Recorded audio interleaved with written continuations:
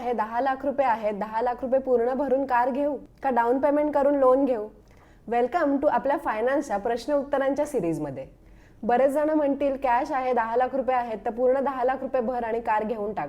पण प्रत्येकासाठी हे योग्य आहे का तर नाही, हे पूर्णपणे डिपेंड आहे तुमच्या फायनान्शियल कंडिशनवर.